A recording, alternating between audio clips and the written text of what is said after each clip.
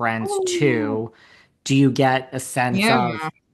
good, like, is she a good friend to Teddy? She's And she's going through a lot herself, Kyle Richards. She is okay. So she compartmentalizes things. Like she puts things in houses. Like this is like here and this is like here. She's hyper organized because it's a way for her to steady her own personal anxieties, but she is like hyper organized. Like she does not like clutter, is what I'm picking up with her. And I feel like the same thing she does when she handles relationships. She is bestie buddies with Teddy. They are going through a lot of similar situations. And I will tell you that when you need somebody that you can just go into a room with and just say, F it all, like, we're done. We're done. We're going to do this. And they just hype each other up and they're just like, no, this is it. And then she encloses around Teddy like a little cocoon and she shields her, you know? And she says, I'm going to put my stuff into this column and I'm going to focus on you. And then when it's her turn, she opens herself up to Teddy. And then we just focus on what's going on with Kyle. Like, you know what I mean? I feel like it's a very tit for tat relationship. And where tit for tat doesn't always mean like negative, it means that I'm giving you what you give to me. And they are very supportive of each other. And that, I mean, if we're like looking at a bubble cocoon, this is what Kyle does for Teddy. And she is just, anytime someone says something bad or negative about Teddy, the knives come out. The knives come out. She's a cocoon. I'm telling you, she's like, you know, this like force field around Teddy. And she is obviously very devastated with everything that she's going through, but she is her hype girl. She is trying not to let it affect her. She's like, here's my compartmentalization of my own grief, but I'm not going to show Teddy right now because I want Teddy to know that she is supported. I want to make sure she knows that I believe that she's going to be healthy. I believe she's going to be good. Like, this is like, Kyle is like someone after my own heart because I'm like that hype girl. I want to like give out those good vibes. And that's what she does to Teddy. Maybe that's not for everybody, but if we're just looking at their relationship, this is the girl that Teddy can call and be like, I'm sick and tired of that person. I'm sick and tired of that person. I cannot believe that person. And she's like, I know, right? Like she is ultimate support, but it's equal measure.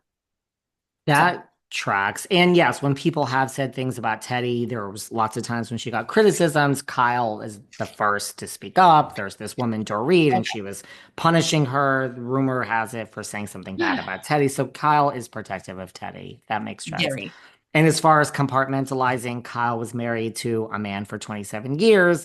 Now she's basically dating this woman named Morgan. It's not on the Mhm. show. She's also on Beverly Hills. So she compartmentalizes like this is, she hasn't spoken on this relationship, but I mean, it's pretty obvious what's going on. So I feel like Kyle's a it's her new compartmentalizer. Yeah.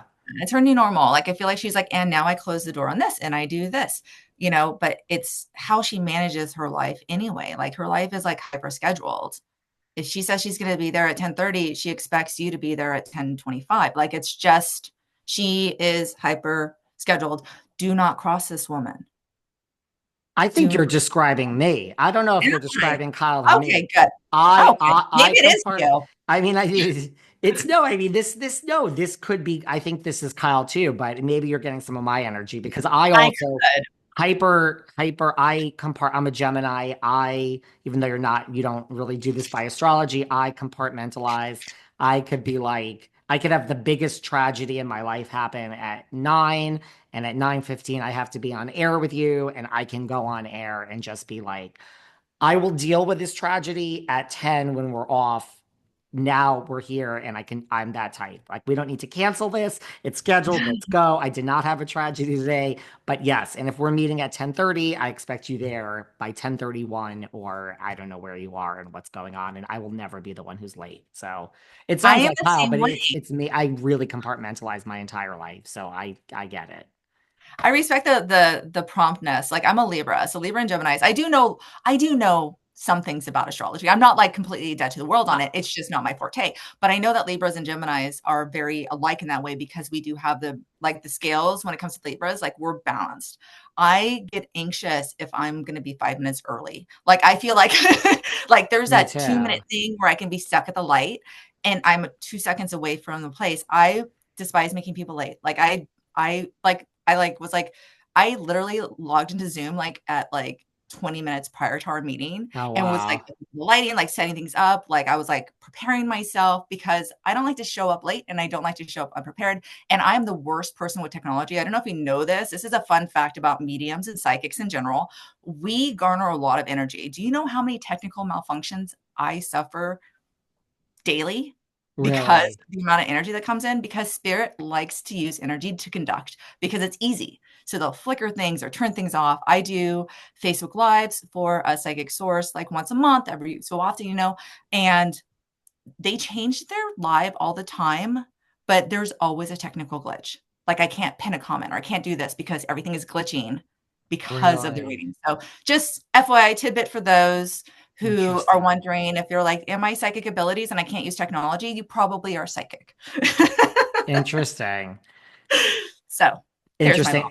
I liked, and yeah, and if I'm gonna be like, if I'm gonna be 4 minutes late, I will start texting you like five yes. minutes, and people are like, "You're gonna be 3 minutes late. You don't have to, like, that's fine." And I'm like, It's fine for you, thank you, but it's not fine for me." Same. I I was in my acupuncturist like elevator the other day and I was like, I went to the wrong elevator and I was gonna be on time, but I wanted to let her know I was in the building. I'm like, just so you know, I'm in the elevator. She's like, you're the only person who texts me when you're not late.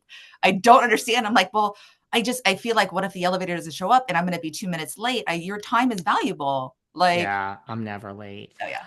As we wrap Anyway, up, so then go do ahead. Go, go, you, go. no, I mean, trust me, I could talk to you all day. Do you, like, when you come to like if you go to like a city like New York, even LA, like, are you, like, I would imagine, like, if you, I don't know if how often, if you have been to New York, but like, you're walking around the streets of New York, there's a lot going on. Like, do you get a lot when you're in a city that's busier as opposed, I mean, you're in LA, that's also a busy city as opposed to like, if you lived in, I don't know, Kansas or somewhere, no offense to Kansas, where there's not a lot of people.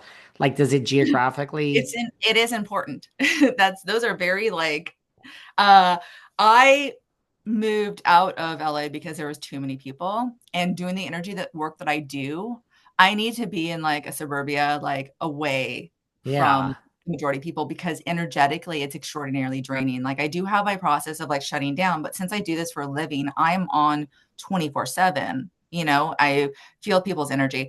But when I do travel, when I finally do go to New York, I went to New York, but not New York City. I went to Lilydale, New York, which is the town that talks to the dead. It's outside of Buffalo. So I did go to Ah. the state of New York. But like, so like there's like certain areas, but every time I go to a city, I actually seek out their ghost tour. Like I go on their ghost tour. I go to the haunted locations. I'm going to Portland. I cannot wait to go to the Shanghai tunnels. I went to Denver, but I wanted to go to the Stanley. Haunted places are my forte. So I'll seek it out. But I will tell you, if you're talking about energies, absolutely. But at the same time, just because a place is like rural does not mean there's lingering crap that went on 200 years ago that is just reap roaring with energy. Where I'll just be like, oh my God, get me back to the busy city where I can feel living people's energy as opposed to these dead people that went through like hell.